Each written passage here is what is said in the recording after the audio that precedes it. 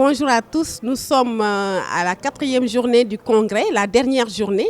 Et donc, ça a démarré avec des séries d'ateliers et de communication que nous allons vous présenter tout à l'heure.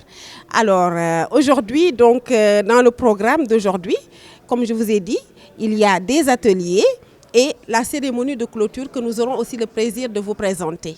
Alors, entrons dans les ateliers pour voir ce qui s'y passe.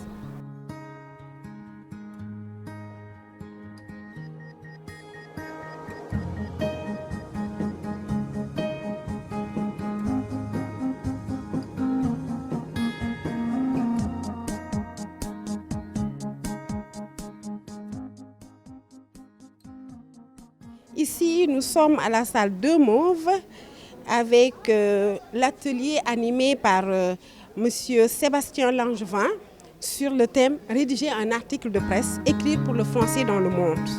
Entrons pour voir ce qui s'y fait.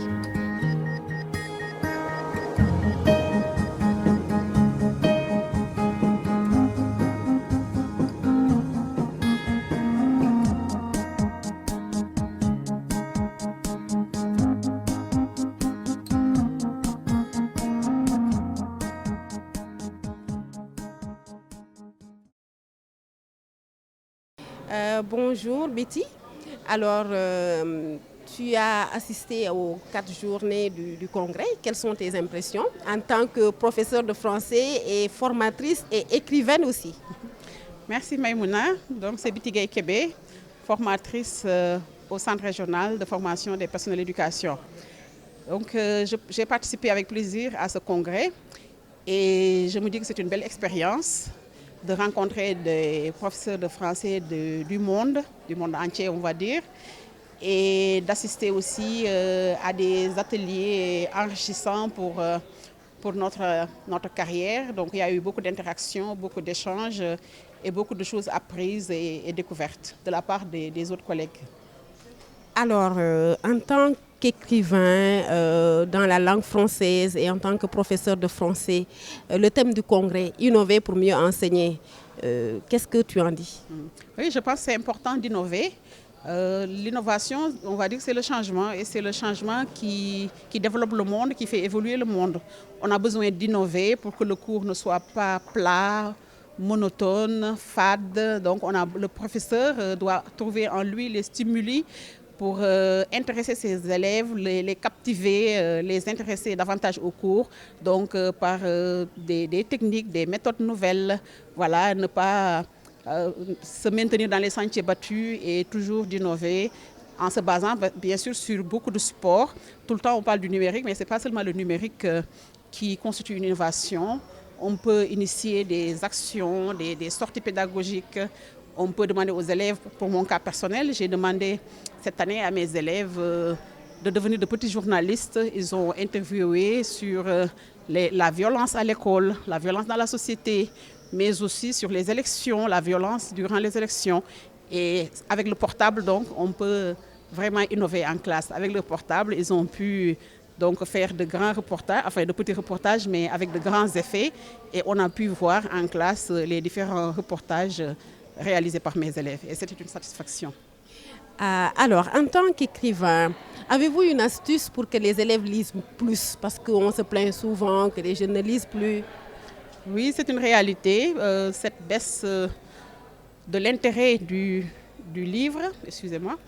Moi, en fait, je ne peux que me baser sur mon expérience personnelle pour les faire lire, parce que je me dis que si le prof lit, l'élève, si le prof aime la lecture, l'élève aussi va aimer la lecture. Moi, comment je les pousse à écrire, à lire d'abord. En fait, moi déjà en classe, j'ai un plan, dès le début de l'année, un plan de lecture. Je vais à la bibliothèque, je sélectionne des livres que je pense qui pourraient les intéresser, des livres qui pourraient les intéresser, et je distribue par groupe. Donc je les mets en compétition et dans chaque groupe, voilà, un groupe de 5 élèves, ils doivent lire et me faire un rapport, un résumé, etc. Et je donne des bonus au groupe le plus performant, le groupe qui aura restitué voilà, un résumé du livre sous un angle différent. Et ça a été motivant, je l'ai expérimenté en classe. Et souvent aussi, je résume un tout petit peu, je leur parle d'un livre, que ce soit par exemple Les Misérables de Victor Hugo, qui est un livre quand même assez colossal, mais malgré tout, des élèves me l'ont amené en classe parce que j'ai su donc les intéresser à l'histoire de Jean Valjean. J'ai commencé, je me suis arrêtée et ils sont partis chercher le livre. Et dès que je vois le livre, je donne un petit travail à l'élève. Je lui demande de me faire un petit résumé de 10 lignes à cette danse pour voir ce qu'il a compris. Et ça marche. En fait, c'est ça ma méthode. Merci pour le partage.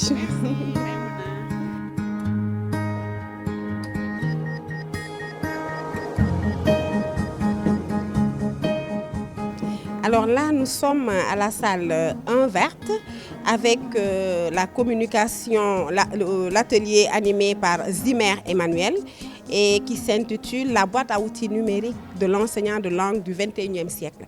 Thème très intéressant. Entrons pour voir.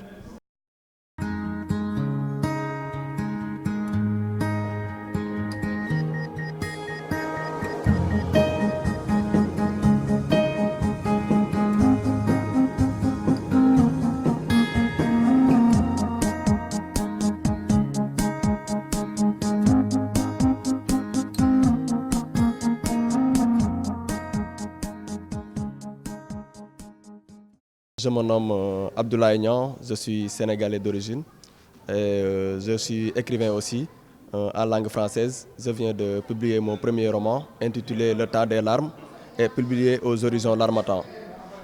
Alors donc, si je comprends bien, vous êtes à ce congrès en tant qu'écrivain. Bon, je suis les deux à la fois. Je suis venu en tant qu'écrivain, mais aussi en tant que professeur de français de formation à l'école normale, l'ex-école normale je veux dire, et présentement FASTEF. Très bien. Alors en tant que professeur de français et en tant qu'écrivain, qu'est-ce que ce congrès vous a apporté? Donc ce congrès m'a beaucoup apporté dans la mesure où j'ai eu à apprendre beaucoup de choses qui sont en tout cas nouvelles. Et il n'y a pas longtemps, Madame André-Marie Diagne, qui était en tout cas la présidente de cette association-là, avec qui je suis venu ici. Donc on en a parlé et effectivement j'ai beaucoup appris. Donc même par exemple si on prend le cas du phénomène théâtral, donc j'ai assisté à un théâtre là et présentement je suis à un projet de téléfilm. Donc ce qui veut dire que ça aussi ça me permet d'avoir d'autres outils donc que je pourrais peut-être adapter à ces choses-là. Merci beaucoup. Merci beaucoup à vous.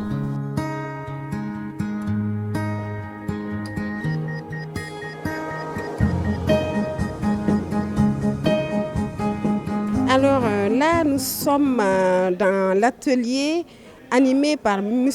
Tidjani Muffuto du Nigeria, qui est par ailleurs le secrétaire général de l'Association française des professeurs d'Afrique et d'Océanie. Et il anime un atelier sur l'importance et la conception des statuts et du règlement intérieur d'une association de professeurs. On suppose que là, donc, ce sont surtout les membres des associations qui sont là. Entrons pour voir.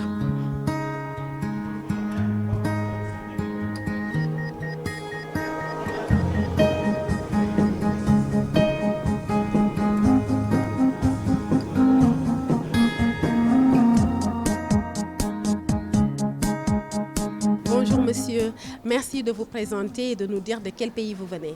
Eh bien, je m'appelle Tidjani et je suis de nationalité nigériane. Je viens du Nigeria. Alors, c'est vous donc le secrétaire général de l'AFO voilà. Exactement, je suis le secrétaire général de l'AFAO. Très bien. Alors, c'est sous votre tutelle que l'ASPF organise le congrès. C'est ça. Alors, cette thématique, l'organisation, quelles sont vos impressions? En fait, j'ai été membre du comité d'organisation, même à distance. J'ai suivi l'effort du comité scientifique. Je vais dire vraiment que l'association sénégalaise de professeurs de français a fait un très gros effort pour pouvoir organiser cette rencontre qui, sans hésitation, je vais dire, est une véritable réussite. Merci. Et donc, vous faites partie de ceux qui ont choisi la thématique. Innover pour mieux enseigner. Oui. Pourquoi cette thématique? Eh bien, cette thématique, tout simplement parce que lorsqu'on parle de mondialisation, on parle de changement, on parle d'échange. Et cet échange est facilité par les nouvelles technologies. Et donc, si nous devons changer dans la vie quotidienne, il est normal que nous changions aussi sur le plan du partage du savoir, à savoir la transmission du savoir en tant que professeur Nous pensons qu'à cette ère de mondialisation et de numérique, il est nécessaire d'innover dans l'enseignement. Alors, vous avez pu regrouper beaucoup de nationalités, vous avez pu organiser beaucoup d'ateliers. Quel est votre sentiment à cette dernière journée du congrès? En tant que membre de l'organisation, quel sentiment vous éprouvez?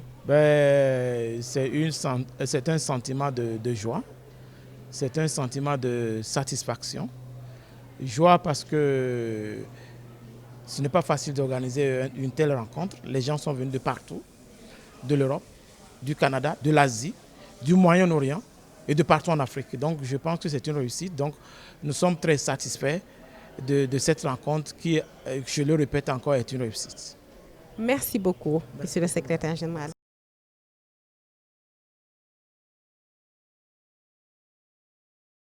Après la pause déjeuner, les ateliers reprennent. Et là, nous sommes à la salle 4 bleue où Madame Mireille Essono du Gabon anime un atelier sur la formation des enseignants à la lecture littéraire. Ça doit être intéressant, entrons voir.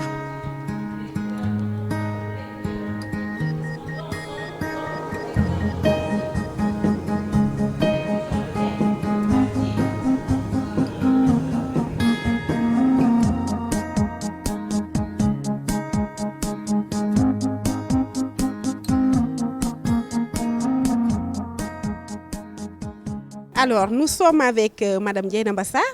Dieynaba, tu viens de quelle école et quelles sont les activités que tu as l'habitude d'animer et qui sont en rapport avec ce congrès?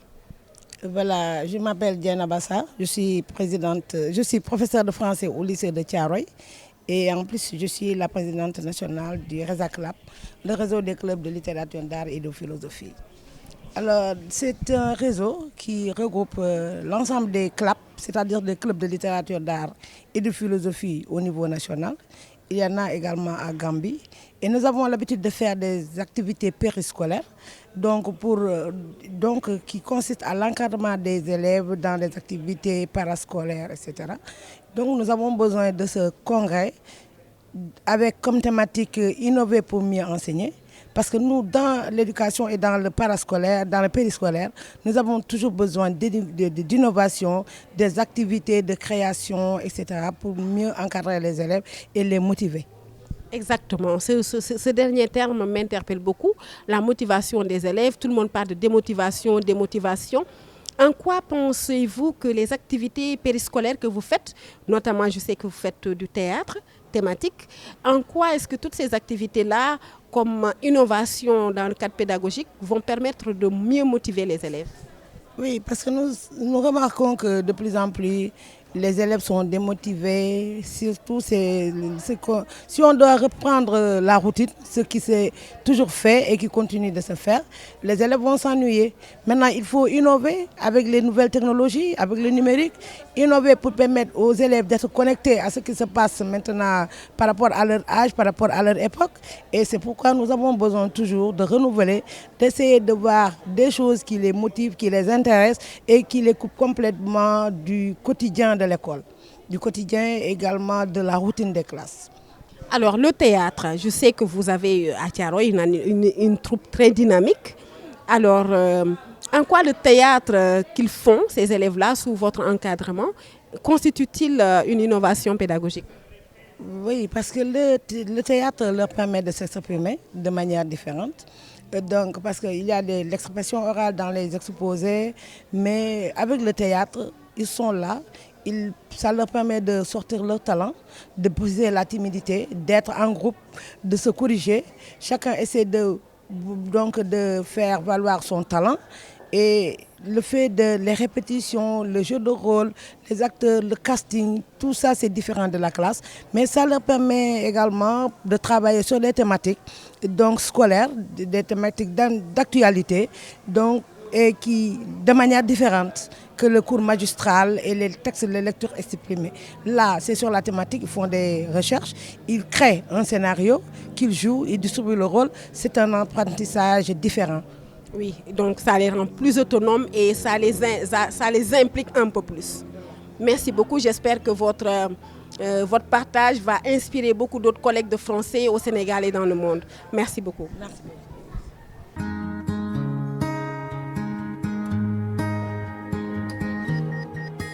Alors, nous sommes toujours dans la série des ateliers. Et là, nous arrivons à un atelier que j'ai eu à visiter tout à l'heure et qui est très dynamique, très interactif, avec Faten Kobrosli du Liban. Le thème « Inventons des jeux, innovons pour enseigner la langue française à tous les élèves ». Alors, entrons pour voir comment ça se déroule.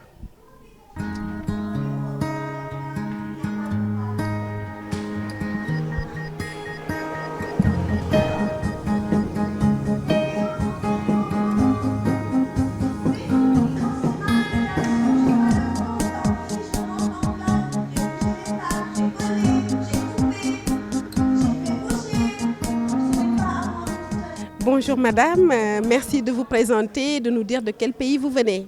Alors, je suis Faten Kobrosli, je viens du Liban.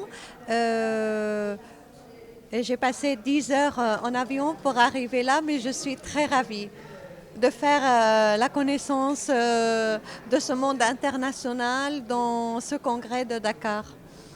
Alors, le thème du congrès, c'est « Innovons pour mieux enseigner ». Vous avez un atelier que vous devez animer tout à l'heure. Le thème de votre atelier, c'est quoi? C'est inventons des jeux innovants pour enseigner la langue française à tous les élèves. Et quand je dis inventons et innovons, j'ai fait exprès d'utiliser ensemble, nous, parce qu'on ne peut pas inventer tout seul. Et j'ai choisi le jeu parce qu'il y a plusieurs types de jeux et ce n'est que par le jeu que les apprenants deviennent autonomes en classe.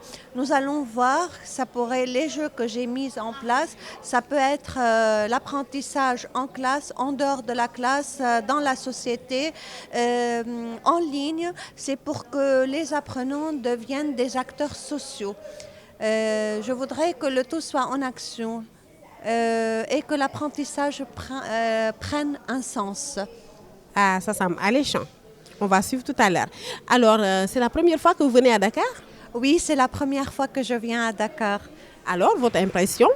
C'est un pays, pour l'instant, je n'ai pas eu le temps de trop découvrir, mais ce qui m'a ébloui, c'est tout ce côté artistique qui est là par les couleurs, par les formes, que ce soit au musée, que ce soit dans les classes ici.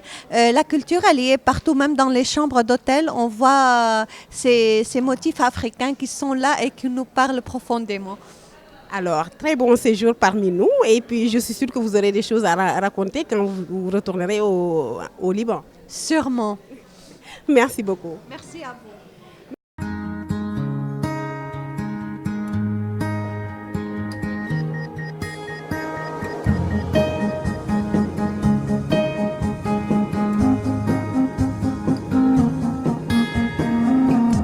À la salle 4 bleue, nous avons Tioa Lee du Canada qui parle de l'enseignement-apprentissage du vocabulaire de français langue seconde, fondements et pratiques innovantes, toujours dans la thématique du congrès. Entrons pour voir.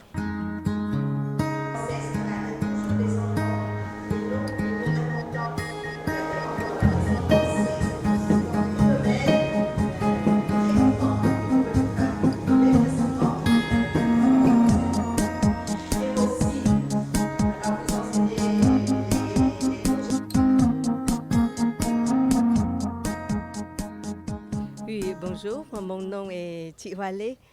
Je suis canadienne et je viens ici au Sénégal, en Afrique pour la première fois.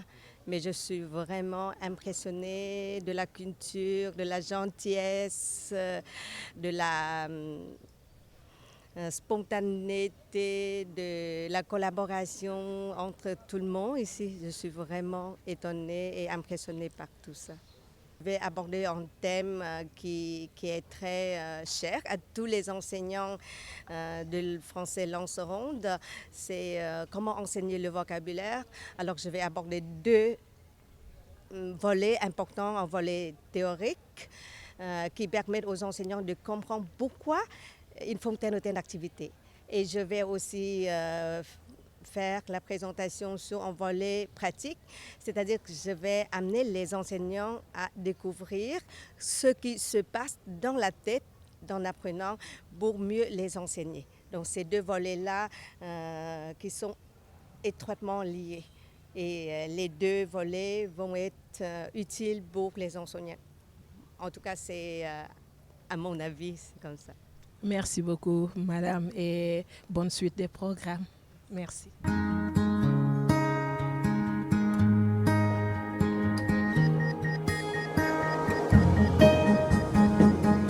Atelier que nous allons vous montrer tout à l'heure. C'est la présentation en fait de la mallette de TV5 Monde. TV5 Monde qui est sur presque toutes nos télés, que nos enfants aiment bien. Alors comment l'utiliser de façon pédagogique? Entrons pour voir. C'est animé par Marie Thérion. Entrons voir.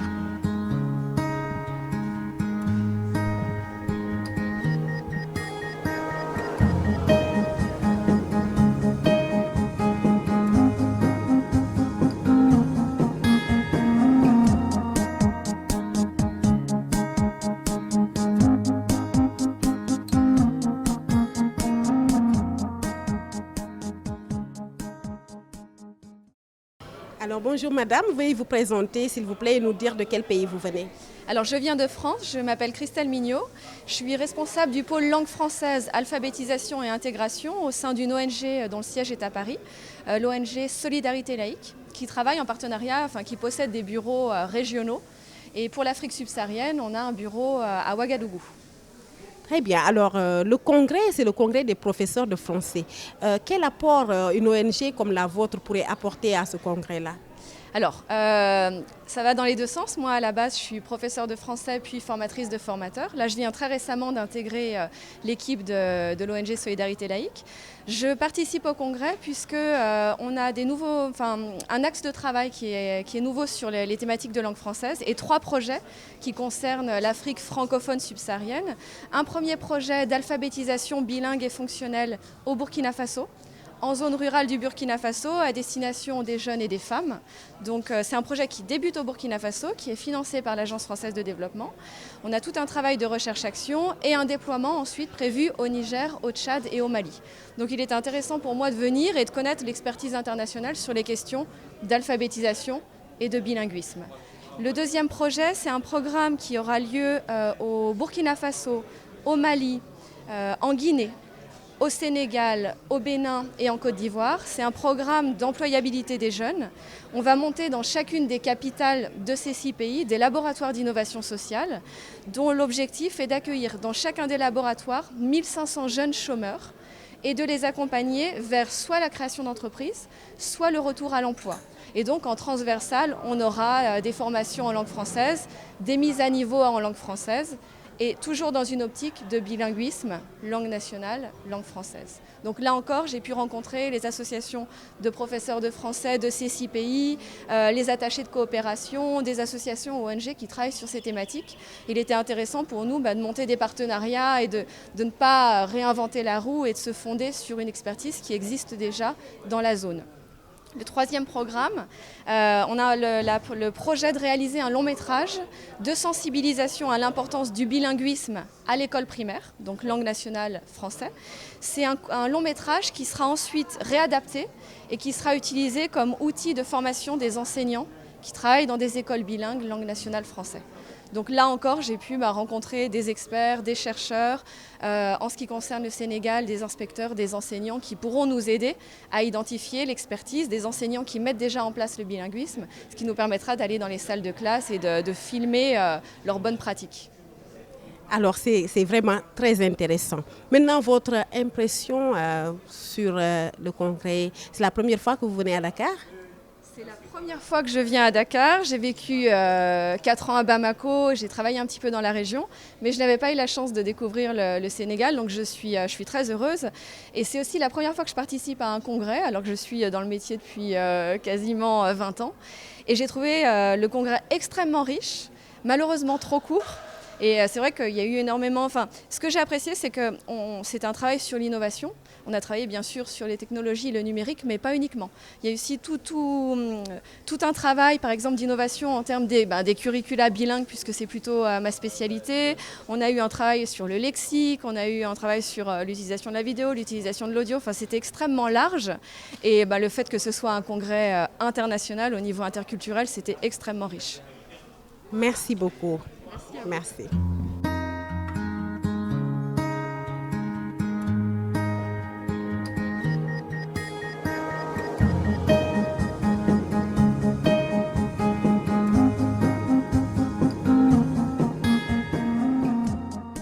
Alors là, nous sommes à la salle 4 Bleu. C'est un atelier qui a été modéré par Pendawan.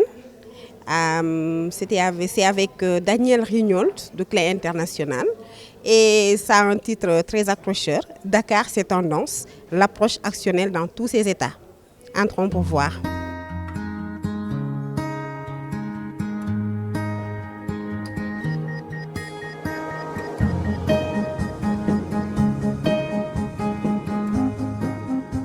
Alors, nous sommes à la fin du congrès, au dernier jour du congrès.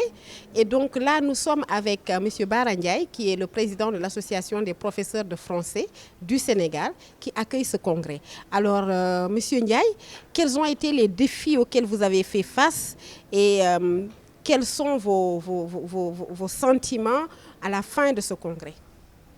Merci Madame Ley et merci à toute l'équipe de Télé-École pour leur accompagnement. C'est un peu cela la réponse à votre question. Le sentiment, c'est d'avoir vu des gens courir derrière la chose, d'y avoir cru. Et le résultat, c'est un sentiment de satisfaction. Les collègues en ont fait leur affaire. Les collègues d'Afrique, de l'océan Indien et même d'ailleurs, parce qu'on a vu des gens et des continents qu'on n'attendait vraiment pas, s'intéresser à Dakar de manière générale, s'intéresser au Sénégal, s'intéresser à l'Afrique.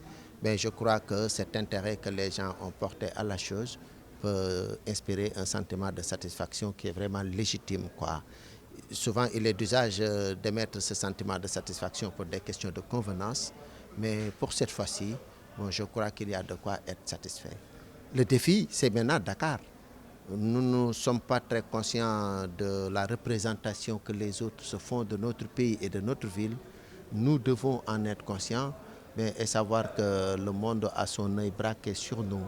Et de ce point de vue, nous ne devons pas décevoir. Alors, j'espère que vous serez entendus par les professeurs et tous les Sénégalais. Absolument. Alors maintenant, le thème de ce congrès, innover pour mieux enseigner. Alors, j'ai suivi les ateliers, il me semble, plusieurs types d'innovations. Qu'est-ce que, concrètement, pour l'Association des professeurs de français, vous comptez faire pour vraiment une mise en œuvre de ces innovations? Pour une mise en œuvre de ces innovations, ça pourrait être relativement, peut-être pas compliqué.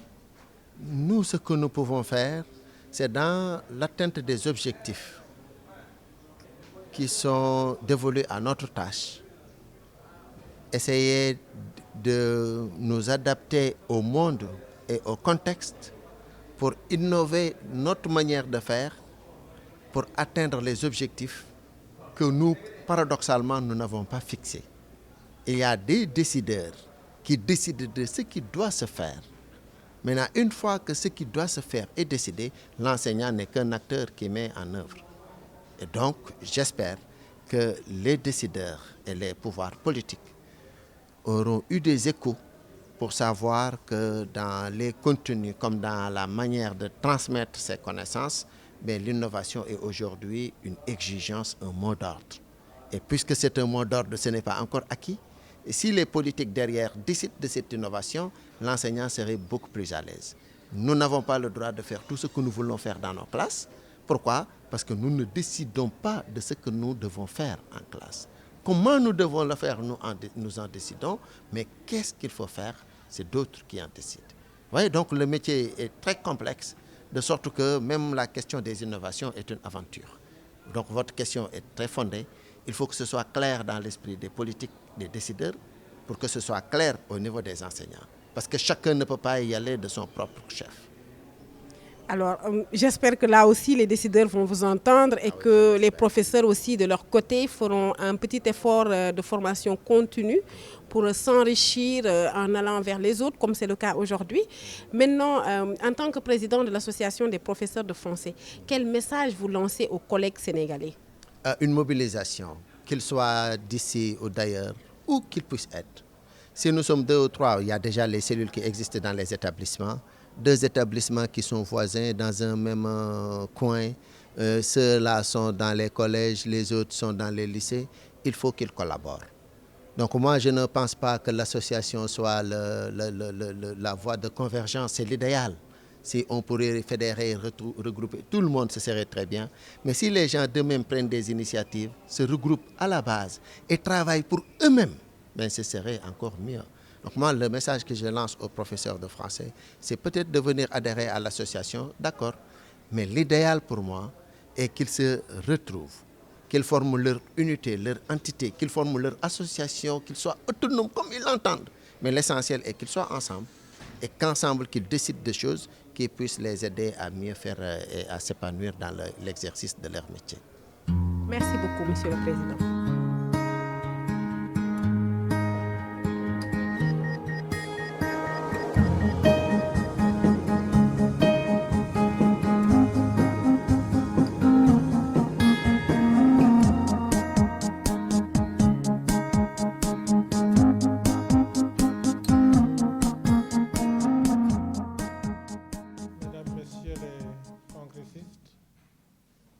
Je voudrais vous dire tout l'honneur que nous avons eu à vous recevoir. Pour nous, établissement qui se veut à vocation internationale, à programme biculturel, ça a été un très très grand honneur de vous recevoir ici et de vous demander pardon pour les insuffisances que vous auriez remarquées. Sachez que les cours Sainte-Marie de Anne, qui sont un établissement qui a maintenant 70 ans, nous proposons de fêter nos 70 ans l'année prochaine, je vous l'ai déjà dit, est un établissement ouvert, est un établissement qui veut accueillir toutes les populations, toutes les activités qui contribuent à l'avancement de la réflexion et de l'action. Vous, professeurs de français, je l'ai dit dans le petit mot que j'ai envoyé aux organisateurs, dans des fonctions antérieures, j'avais remarqué 2 associations de professeurs très actives. La première, c'était vous, avec Feu Maguette Camara, et ensuite avec André-Marie Diagne, ici présente. Et j'ai eu beaucoup de plaisir à travailler avec votre association. Elle était dynamique, elle faisait beaucoup d'activités, et je me rends compte que près de 20 ans après, elle est toujours dans cette dynamique. Je veux la féliciter et vous féliciter et vous remercier d'avoir fait confiance à l'association sénégalaise.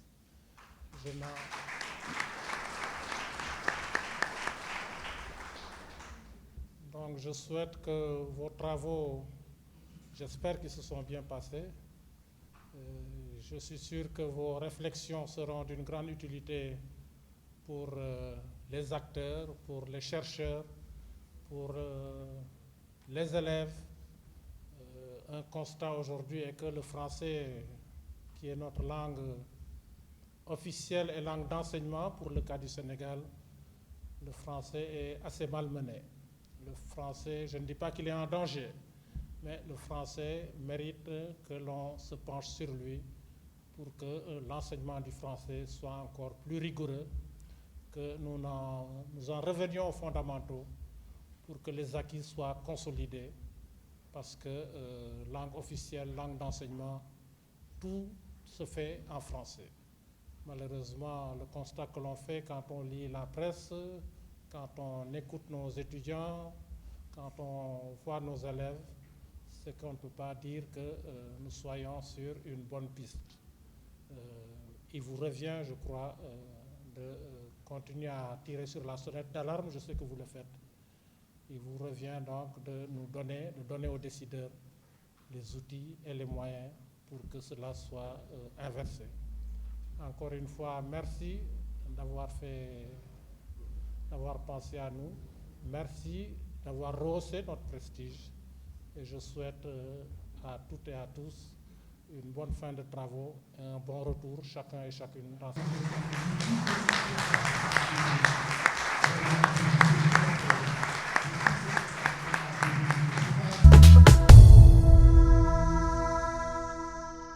Et Monsieur le directeur Marguerite, et que tout l'établissement soit très franchement remercié.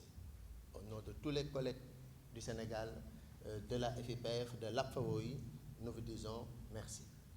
C'est un tout petit mot, merci, mais qui peut être chargé de plusieurs significations. Ce merci-là, nous l'adressons à une autre grande dame que nous recevons, dont nous sommes très fiers. C'est Madame Youma Fall. Devant vous, ici présente, c'est la directrice de langue, diversité et culture au niveau de l'Organisation internationale de la francophonie. Nous sommes très honorés parce qu'elle est là devant nous et parce qu'elle nous donne aussi l'occasion de, si notre association est forte pour inspirer la confiance des autres qui nous confient ce congrès, parce que l'OIF nous accompagne et dans ces projets phares, nous avons pendant 1 an, c'était l'an dernier, travaillé pour un renforcement de capacité des créateurs de mode au Sénégal. Ce fut une aventure pour nous et un succès pour l'OIF. Et donc, de ce point de vue, Youma, soyez remerciés avec toute la direction pour avoir accompagné les créateurs de mode au Sénégal, pour avoir permis aux professeurs de français de faire autre chose que d'avoir leurs élèves avec eux. Nous avons travaillé avec les stars de ce pays parce que les créateurs de mode, c'est des artistes et des stars. Autre chose, c'est remercier les collègues avec qui nous travaillons et qui nous ont fait confiance. Ils sont tous là. S'ils sont dans la salle, il faut qu'ils se lèvent et qu'on les applaudisse. Je vois Sebor, je vois Djenaba, je vois qui. Levez-vous tous qu'on vous voit. Levez-vous. Je vois Mariam Tamba. Levez-vous pour que l'on vous voit. Voilà, Omar, levez-vous tous. Ah, Vicky, levez-vous. Anna, oui, levez-vous. Anna, lève-toi. Voilà, Astou, merci. Maïmouna, lève-toi. Absolument, levez-vous. Oui, oui, Marguerite, lève-toi.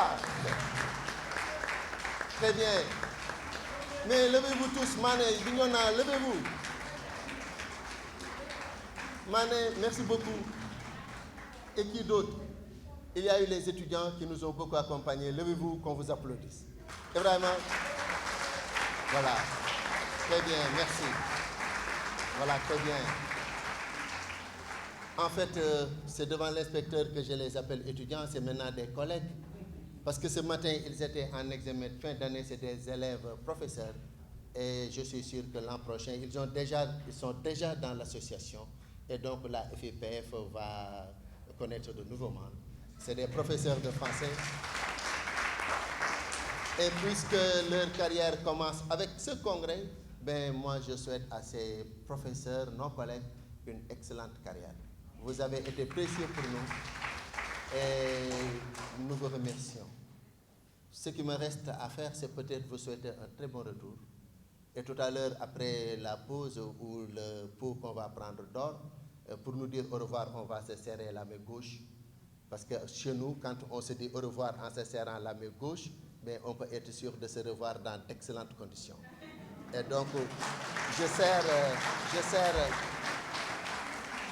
serre, doyen Diallo, levez-vous qu'on vous applaudisse. Merci beaucoup. Voilà un doyen qui a accompagné l'association depuis très longtemps et qui est venu de Kolda. Kolda, c'est très loin d'ici, c'est dans le sud du pays.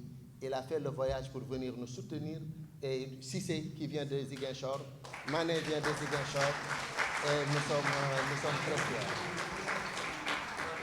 Mané qui vient de Ziguinchor, de Bignona, et nous sommes très fiers. Youma, c'est le Sénégal réuni.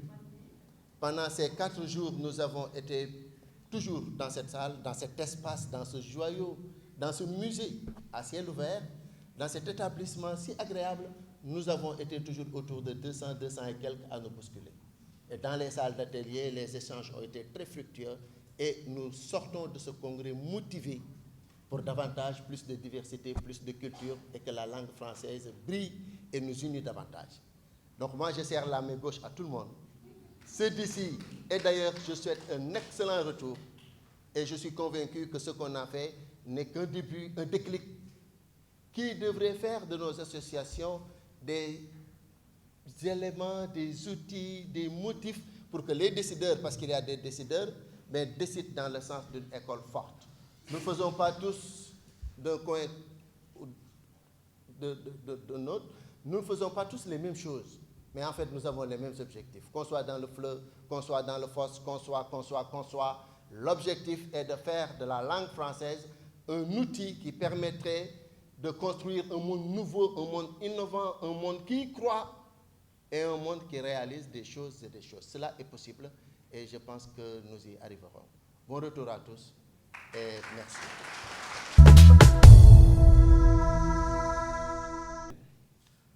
Merci tout le monde. Le président Barra a dit que tout le Sénégal est là. Oui, il a raison. Mais il faut dire toute l'Afrique est là. J'ai failli, je peux dire, oui, toute l'Afrique est là, du Cap au Caire, parce que nous avons l'Algérie qui est là, en passant par l'Angola, l'Ouganda, le Nigeria, l'Afrique du Sud, la Mauritanie. Oui, non, ce n'est pas seulement l'Afrique qui est là, c'est le monde qui est là. Parce que le Maroc est là. Oui, le monde est là parce que le Liban est là, parce que la France est là, parce que le Canada est là, parce que le Norvège est là. Voyez-vous, quelqu'un le disait, la Belgique est là. Le Maroc est là.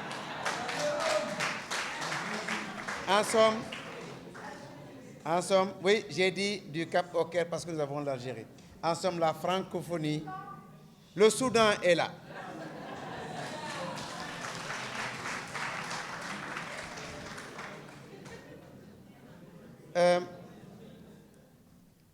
Nous étions près de 150 congressistes.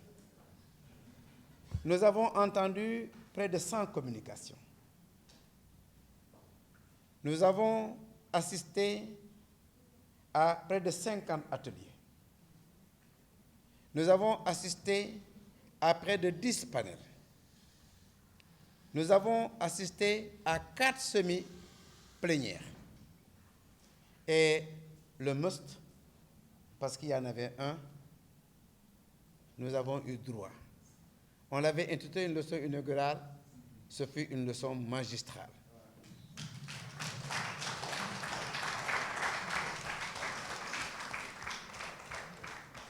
De la part de cette dame, je n'en dirai pas plus. Si on avait voulu que tous ces fans soient là, je ne crois pas que l'esplanade du Grand Théâtre aurait suffi pour accueillir tout le monde. Ça veut dire qu'on a eu droit à 4 jours. C'est vrai, 4 jours d'échanges intensifs. 4 jours de partage. Mais aussi 4 jours de formation, d'une formation intensive. En somme, on va dire 4 jours de donner et de recevoir, pour paraphraser le mot de cet illustre homme qui est derrière nous, Léopold Sédar Senghor, à qui nous devons rendre un vibrant hommage. Parce que aussi, quelque part, c'est sur ses traces, c'est à travers son œuvre, c'est par son travail que nous sommes là aujourd'hui. Et pour que la graine ne meure, parce que je suis là pour le comité scientifique, nous ne pouvons pas faire le bilan tout de suite. Mais il est là, il est éloquent. Il faut plutôt penser à la suite. Oui, la suite. Vous comprenez, je suis entré dans les salles. J'ai bousculé des communicants. J'ai bousculé tout le monde. Et je disais toujours, excusez pour le peu, mais c'est pour la bonne cause. Alors la bonne cause, c'est la suite. Et la suite, puisque ce sont des échanges, puisque ce sont des discussions, puisque c'est un travail scientifique, la suite donc, c'est la suite du travail scientifique. Il faut d'ores et déjà se projeter sur les actes de ce congrès. Pour cela, nous vous annonçons que dans une semaine à compter d'aujourd'hui, tous les congressistes, et notamment tous les communicants, vont recevoir un message avec la fixation des normes pour reprendre vos textes, pour les réécrire en vue de la publication des actes. Ça, c'est la première information. La seconde information, c'est qu'à compter du jour où vous recevrez ce mail, nous avons, parce que je dis nous avons alors 1 mois chacun pour faire ce travail dont j'ai parlé, de polissage et de mise aux normes des productions, qui devront alors nous revenir pour la publication de ces actes. À ce titre, la troisième annonce, c'est que ces actes, nous comptons les publier sous 2 formats. Il y aura un format assez global dans lequel nous aurons toutes les communications, sans exception, notamment dont nous aurons reçu les retours. Vous comprenez qu'on ne puisse pas publier un PowerPoint. C'est un minimum. Donc, toutes les communications dont nous aurons reçu le retour, eh bien, nous allons les corriger et les publier dans un format électronique, naturellement. Ensuite, le comité scientifique se réserve le devoir, je vais dire, pas le droit, de regarder toutes ces communications-là, de sélectionner et d'aller vers une publication, cette fois-ci selon des normes scientifiques avec ISBN, etc., en pensant notamment à ceux d'entre vous, des collègues qui sont là et qui vont profiter aussi de ce travail pour, dans le cadre de leur travail, dans le cadre de leur recherche. Donc, 2 types d'actes. Des actes sous format électronique, dans lesquels nous aurons toutes les communications, toutes les productions, j'ai failli dire, qui nous seront retournées. Et ensuite, maintenant, un autre lot, un autre format, en format papier et version électronique en même temps, mais beaucoup plus select, dans lequel, n'est-ce pas, donc, certainement, les articles les meilleurs, entre guillemets, seront choisis pour servir d'actes. Donc, voilà les 2 annonces que je voulais vous faire, en réitérant encore une fois les remerciements de Dakar et au-delà, en reprenant aussi les mots d'excuse du directeur. Nous aurions souhaité que les conditions de travail soient des meilleures, que personne ne rencontre quelconque forme de difficulté, mais la perfection n'est pas de ce monde et c'est une œuvre humaine. Nous avons essayé de donner de nous-mêmes, le meilleur de nous-mêmes, pour en tout cas nous faciliter les choses. Et je crois que les quelques désagréments qu'il y a eu ici et là, qui ne pourraient pas manquer, auront été largement effacés par la qualité des communications, par la qualité des activités auxquelles vous avez tous participé et pour lesquelles nous vous disons encore une fois, jaa ngeen jëf. Vous savez, l'avantage de parler après les autres, c'est que vous répétez ce qu'ils ont dit. Permettez-moi donc de répéter. Je voudrais particulièrement remercier de vive voix tout ce que Bara a énuméré, parce que la répétition, vous avez l'habitude de le dire, professeur, est pédagogique. Mes remerciements vont particulièrement à l'Association sénégalaise des professeurs de français. En fait, ce que les gens doivent comprendre, c'est que le congrès de l'APFAOI, c'est vrai, c'est le congrès de l'Association des professeurs de français d'Afrique et de l'océan Indien, mais qui est porté par une association. En réalité, c'est l'ASPF qui a organisé pour tous les Africains et au-delà ce congrès-là. Donc tout le mérite revient à l'Association sénégalaise des professeurs de français avec son président et son équipe qui est très dynamique, Bara Ndiaye. Il y a 1 an, non, je vais vous dire quand est-ce qu'il faut applaudir. Alors, il y a un an, ce n'était pas évident. Je crois qu'il y a même un mois, ce n'était pas évident. C'est quand nous avons rencontré le ministre André Sonko, directeur des cours Sainte-Marie, que nous avons eu une forte inspiration, une forte expiration pour pouvoir dire effectivement, maintenant nous sommes sûrs que nous allons organiser ce congrès. Et même quand nous avons été rencontrer Yuma dans son bureau, même si on disait que c'était en fait au cours Sainte-Marie de Anne, on n'était pas sûr que c'était au cours Sainte-Marie. Heureusement, Dieu nous a véritablement aidés parce que nous avons rencontré le ministre André Sonko qui nous a véritablement tout facilité. Il nous a dit, faites votre commande et nous exécutons. Et jusqu'à ce jour, jusqu'à cette heure, avec Marguerite et toute l'équipe, nous avons travaillé dans de très bonnes conditions. Je voudrais aussi remercier les partenaires locaux, il faut le dire. Et nous avons véritablement l'appui du ministère de l'Éducation nationale à travers la direction de l'enseignement moyen secondaire général, qui est représentée d'ailleurs par Astou, qui nous a véritablement appuyés sur le plan administratif parce que nous sommes la plupart des agents du ministère de l'Éducation nationale. Si véritablement ils avaient dit, écoutez, ce congrès n'aura pas lieu, en fait, effectivement, il n'aura pas lieu. Alors, le deuxième ministère que je vais véritablement féliciter et remercier aussi, c'est le ministère de la Culture à travers la direction du livre et de la lecture. Je crois que c'est le premier. Monsieur Colli est là, donc nous sommes partenaires, l'association sénégalaise des profs de français et la direction du livre sont partenaires dans beaucoup de manifestations, comme par exemple la foire internationale du livre et du matériel didactique, dans lequel moi, particulièrement, depuis plusieurs années, je suis dans le comité scientifique. Et c'est le premier, la direction du livre, est la première structure qui nous a offert de l'argent. En chèque, bien libellé, très bien souligné. Nous remercions le directeur Ibrahim Lo, mais en même temps ses collaborateurs qui nous ont tout facilité, même sur le plan administratif. Comment écrire à un ministre, n'est-ce pas? On ne savait pas que c'est à gauche ou à droite. Mais tout est réglé avec Koli Abibou qui est là derrière. Abou, il faut te... Lève-toi là, voilà. Voilà, qui a beaucoup aidé dans beaucoup de choses. Je tenais particulièrement à les remercier. Alors, je vais terminer par Yuma, comme Bara l'a fait. Quoique elle a été, quand elle nous reçoit naturellement dans son bureau, en discutant de tout, n'est-ce pas, Président, de tout ce qu'il y a comme problème dans les associations.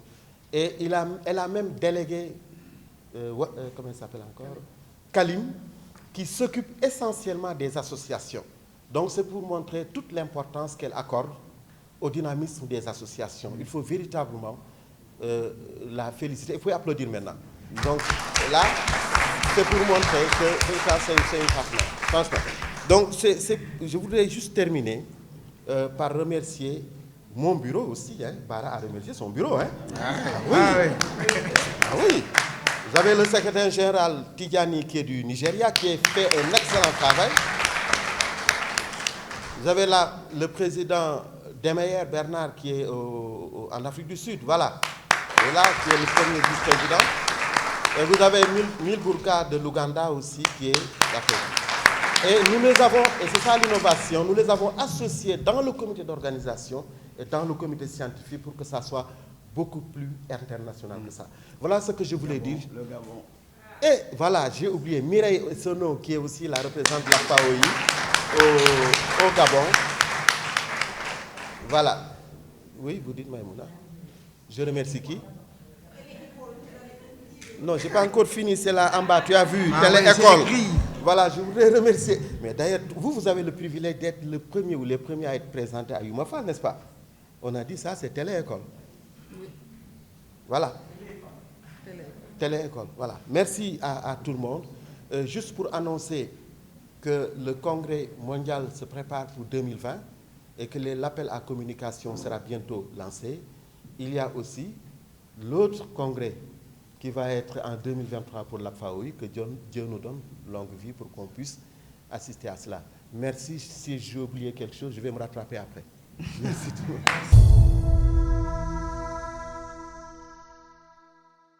Monsieur le ministre honoraire, Madame la directrice générale, Messieurs les présidents, il y en a de nombreux ici, Chers collègues, chers amis, c'est encore plus difficile pour moi, bien sûr, que pour Baïtir de prendre la parole, puisque lui a ajouté de nouveaux remerciements, donc je ne pourrais que me joindre à tous mes prédécesseurs pour adresser des remerciements d'abord et des félicitations à tous les organisateurs du congrès, que ce soit le président de l'association jusqu'à ses collaborateurs sans lesquels ce congrès n'aurait pas pu avoir lieu dans les moindres détails. Remercier également notre hôte, le cours Sainte-Marie de Anne, qui est un site, on l'a dit, et je le redirai moi aussi, c'est un site merveilleux, tout à fait agréable, facile, convivial, mais aussi très inspirant pour ce genre d'association. Je voudrais remercier également tous les partenaires. On ne cite pas, on ne voit pas toujours leur rôle, mais ils sont extrêmement présents, à commencer par la personne de Yumafal, l'OIF bien sûr, mais les partenaires locaux dont on a pu mentionner les noms, les éditeurs, les formateurs, toutes ces personnes qui ont fait que cette réunion n'était pas seulement une réunion d'enseignants, mais également une réunion d'opérateurs de la francophonie. Nous devons tous nous serrer les coudes. Tous les enseignants savent bien dans leur pays que leur travail ne serait pas du tout le même s'ils n'avaient l'aide des services culturels, des ambassades, des alliances françaises, des instituts et des interlocuteurs de l'OIF, de l'AUF, etc. C'est tous ensemble qu'on doit défendre l'enseignement de la langue française dans le monde. Alors, un petit remerciement aussi, je voudrais bien remercier parce que leur rôle a été important aussi, les membres du secrétariat de l'AIFIPF, en la personne de Diego qui est ici, mais aussi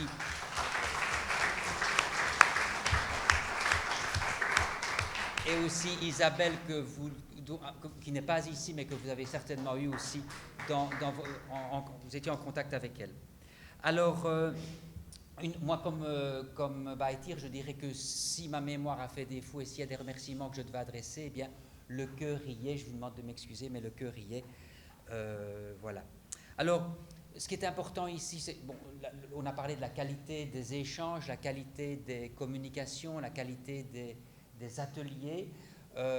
J'aimerais bien aussi souligner l'importance des contacts qui ont été pris de manière formelle lors de la réunion préalable que nous avons eue à l'Institut français avec les partenaires et la réunion également que nous avions ici avec les responsables d'associations, l'importance de resserrer le réseau des associations des professeurs de français africaines. Et nous avons déjà mis en place des initiatives d'accompagnement par voisinage, des associations qu'on souhaiterait relancer, des associations qui sont en train de reprendre leurs activités. Eh bien, c'est très important de savoir qu'il y a des associations frères ou sœurs, n'est-ce pas, dans les pays avoisinants qui sont prêts à leur prêter main forte. Et ce tissage, n'est-ce pas, des associations, pour nous à l'AIFIPF, c'est essentiel parce que c'est précisément notre cœur de métier. D'accord ?